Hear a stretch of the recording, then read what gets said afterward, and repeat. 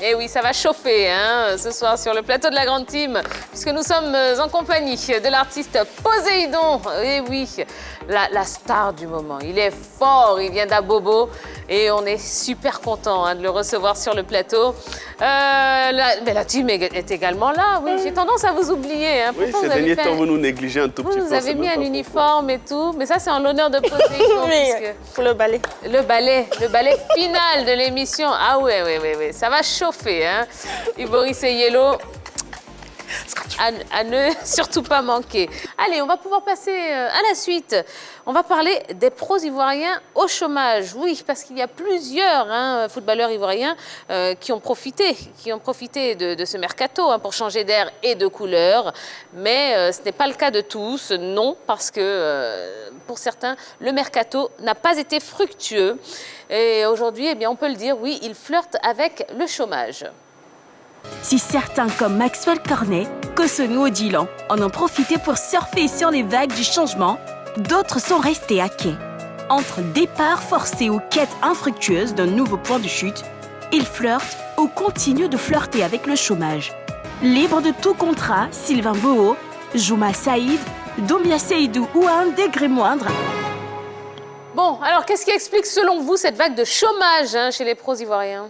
Il y a beaucoup, j'ai envie de dire beaucoup de facteurs. Beaucoup de facteurs peuvent expliquer le chômage de nos pros. Il y a d'abord les blessures. Les blessures qui empêchent nos pros de jouer, de se mettre en exergue et puis d'attirer certains clubs. Ensuite, il y a la forte concurrence quand même qu'il y a dans des clubs, ce qui fait que nos joueurs sont abonnés sur le banc de touche pour finir, traversent un peu les saisons. Bon, voici les deux facteurs que je peux évoquer en ce qui concerne cette question. Bon, je pense que la majorité de ces pros-là est en fin de cycle parce que dans l'élément, Wilfried Bony, il a 33 ans, Traoré Lassine a 31 ans, Serge Aurier, 29 ans. Ce sont des joueurs qui sont pratiquement trentenaires. Et quand on sait que les clubs modernes actuellement font leur mue, ils cherchent plus la jeunesse, je suis d'avis avec Yves Boris qui dit qu'ils sont mis sur le banc de touche au profit de jeunes qui peuvent tenir la rude concurrence en face des autres clubs.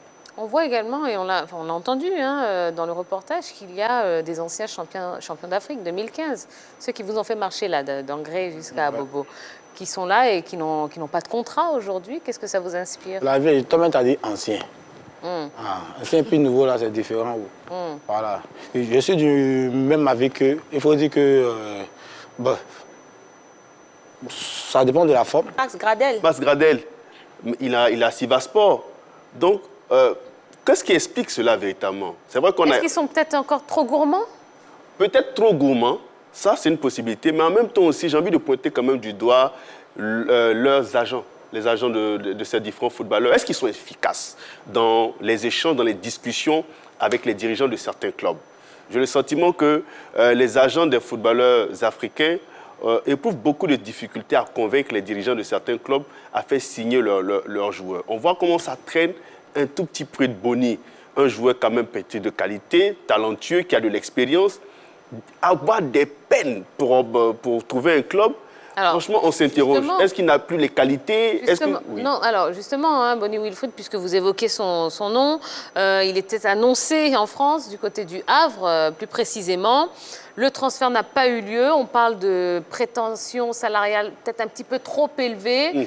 Est-ce que c'est pas ça, finalement, qui leur crée tant de difficultés à retrouver un club?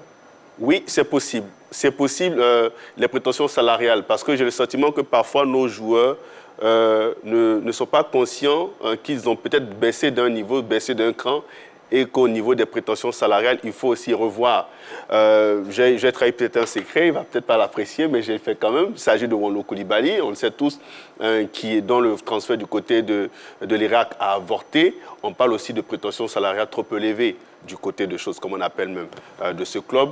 Il a laissé entendre que le club ne s'était pas aligné sur sa proposition salariale, raison pour laquelle la signature n'a pas pu se faire. Donc ça veut dire que ça aussi, ça joue un rôle important. Mais en même temps, je crois que c'est aux agents de pouvoir calibrer les choses. Parce que ce sont les agents qui sont en discussion avec les dirigeants et qui surtout font des propositions en fonction de ce que nous donne ou bien de ce que dit le joueur. Mais l'agent peut aussi convaincre le joueur pour lui dire, tiens, écoute, quand je regarde la situation, tu n'as pas beaucoup joué, tu n'as pas assez de performance pour pouvoir demander une telle prétention salariale. Ce qu'on va faire, c'est d'obtenir ça, de jouer, et puis on va chercher un autre club. Bon, parfois, après, les joueurs aussi, ils se disent, tiens, la carrière est en train d'aller vers la fin, il faut que j'ai un club où je gagne beaucoup d'argent pour pouvoir faire des réalisations. Bon, je pense que tout ça, c'est une forme de pression quand même sur les joueurs qui font qu'ils ont vraiment beaucoup de difficultés à trouver de points de chute après. Bon, une autre solution, ce serait de revenir jouer au pays, quitte à se relancer. Pourquoi ils ne le feront pas, à votre avis? Yellow. Les joueurs même du championnat local peinent à gagner leur salaire.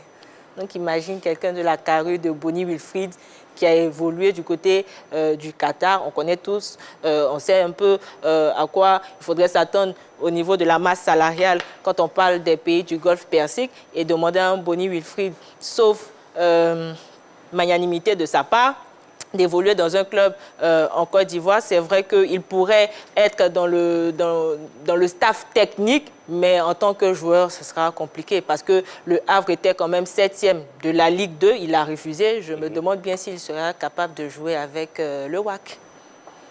Bon, wait and see. Alors, moi, ça m'emmène forcément à parler une nouvelle fois du cas Sylvain Gboko. Sylvain Gboko, vous le connaissez? Le gardien, voilà, qui a... Est-ce qu'il doit continuer à avoir la confiance du sélectionneur Patrice Baumel? Bon, là, Tia, vous voyez, on évoque un sujet quand même très sérieux.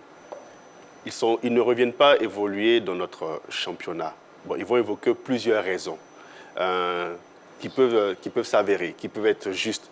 Mais en même temps, je me dis que si Alexandre Song a pu aller du côté de Djibouti, eux aussi peuvent revenir dans notre championnat pour évoluer, même s'ils ne gagneraient pas les sommes qu'ils avaient dans d'autres pays ou bien dans d'autres championnats quand ils étaient encore dans la fleur de l'âge. Je pense que quand on a fait une bonne carrière, quand on a joué dans de bons clubs et qu'on a fait de bons investissements, on n'a pas peur de revenir au pays, même si c'est peut-être pour gagner j'ai pas envie de dire des miettes, mais je dis des sommes d'argent vraiment insignifiantes. Donc pour moi, je me dis, aujourd'hui, il peut toujours gagner la confiance du sélectionneur s'il est toujours en forme. S'il est dans un club qui joue régulièrement, il peut gagner la confiance du sélectionneur dans la mesure où il a quand même de l'expérience, c'est un joueur de talent, il rassure par rapport aux autres qui ont du mal véritablement à les détrôner. Parce que c'est aussi ça, il faut aller chercher la place de Sylvain Gboko. Quel gardien est capable d'aller chercher la place de Sylvain Gboko à travers ses performances, ses prestations? On a évoqué à maintes reprises sur le plateau ici, Sylvain Gboko a quand même fait jusqu'à preuve du contraire l'unanimité. Donc on va lui concéder encore cette possibilité de faire l'unanimité jusqu'à ce que Sylvain Gboko ne soit plus véritablement compétitif pour perdre sa place de titulaire du côté des éléphants de Côte d'Ivoire. D'accord. Bon, eh bien, ce qui est sûr, c'est qu'on espère vraiment que nos pros arriveront à retrouver un nouveau point de chute et rapidement, parce que pour certains d'entre eux, ils sont encore en équipe nationale, ils sont encore en sélection et on a besoin vraiment qu'ils soient là, qu'ils aient des matchs dans les jambes. On en aura besoin parce que les échéances sont là et on y est quasiment. Donc, mais les jeunes sont là, ils ont fait le travail aussi. On leur souhaite. On a besoin de tout le monde, des jeunes, des moins jeunes. On a besoin de tout le monde. Donc vraiment, on leur souhaite de vite rebondir. Voilà. Allez, ça y est, on a évacué tous les sujets sérieux. On va pouvoir commencer à s'amuser un tout petit peu avec notre invité de ce soir. Je rappelle que nous recevons l'artiste Poséidon. Et bien, on va commencer en douceur avec lui. Oui, un petit penalty, ça vous tente? Allons-y.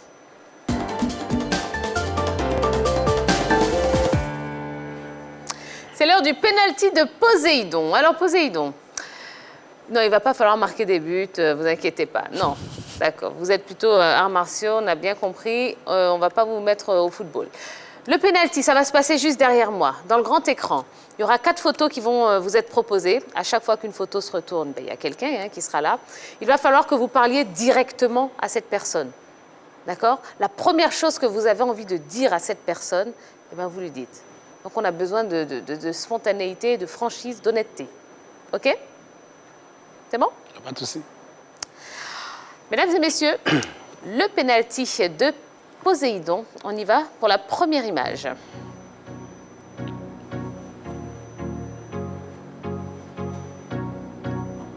Le président. Ouais. En tout cas, mon vieux, toute la Côte d'Ivoire est avec toi. Hein. Voilà, moi personnellement, je suis un fan. Voilà. Que Dieu te bénisse et on sent que tu as l'envie de changer l'image du football ivoirien et que Dieu te donne la force de pouvoir le faire. Peace. On y va pour la deuxième photo du penalty de Poséidon. Et le père, c'est un monument qui est là aussi. Hein.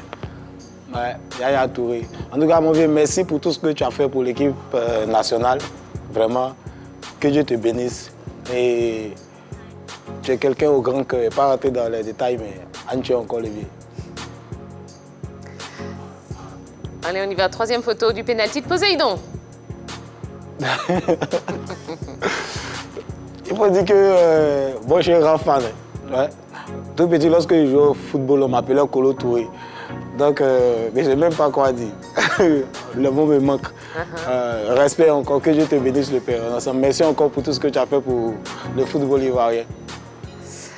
Et on y va pour la quatrième photo du penalty de Poséidon. C'est un vieux de la vieille. Qu'est-ce que je peux dire si ce n'est que merci? Voilà. Et c'est crise cardiaque. Bon, oui, tu as des crises cardiaques, il faut croire. Hein. On voulait déjà ici. Mais en tout cas, merci, merci. C'est de beaux souvenirs. Lorsque je vois cette photo du père Zoromak, merci encore pour tout ce que vous avez fait pour le football. Voilà, ensemble, c'est Aziz. C'est Aziz. Ça veut dire quoi? De la signature. Voilà. C'est Aziz. Voilà. OK. D'accord. Comment? C'est Aziz. Ah, c'est Aziz. C'est Aziz. Comme ça, non? Ça? C'est ça. Vous avez vu? C'est Aziz, les gars. Vrai, bravo. Félicitations. Première épreuve remportée haut la main. On a senti quand même beaucoup de respect et beaucoup d'admiration pour ces 4 merveilleux footballeurs qu'ils ont été, ou qu'ils sont encore d'ailleurs. Je me trompe? Ouais. Il faut dire qu'il y a de la chance. C'est comme un jeu de 4 là. Ouais. Parce que c'est seulement Yaya Touré puis Kolo Touré et surtout ces 4 personnes m'ont marqué beaucoup mon enfance. Donc il faut dire que c'était vraiment fort quoi. Ouais. Le premier souvenir, alors si on prend par exemple la première photo, donc Didier Drogba, premier souvenir qui vous vient à l'esprit? Didier Drogba, il y a un match où on a perdu là, vraiment, j'étais très abattu. Je ne me rappelle pas, c'était contre l'Égypte. Je pense bien. Quand la finale de 2006? Je pense bien. C'était contre l'Égypte. On a joué aux environs de... L'après-midi, on a fini de jouer aux environs de 17h par là. Est-ce que tu ne parles pas de Côte d'Ivoire Cameroun? Non. Tu pas Côte d'Ivoire Cameroun? Je ne pense pas. Je pense bien que ça doit être Égypte ou Algérie. C'était un pays maghrébin en tout cas. Maghrébin? D'accord. Premier souvenir là, comme ça, quand je dis Yaya Touré? Yaya Touré. Je ne sais pas, il y a un but. L'année où on a remporté la coupe d'Afrique, il y a un but de la marqué là. But, je ne vais jamais oublier ça. Il était à quelque part là. C'est pas la demi-finale là? Non, ça, c'est à la RDC. Non. C'était un canon, hein. Gardien là, s'il attrapait ça, il allait avoir épilepsie. J'ai bien en tête le souvenir de ce but. Ouais.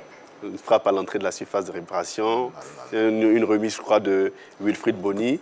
Et puis là, on a vu le capitaine avec une frappe que, d'ailleurs, l'un des commentateurs sur la RTI, je crois, Ricardo Zama, a qualifié d'éléphantex, la frappe de Yaya Touré.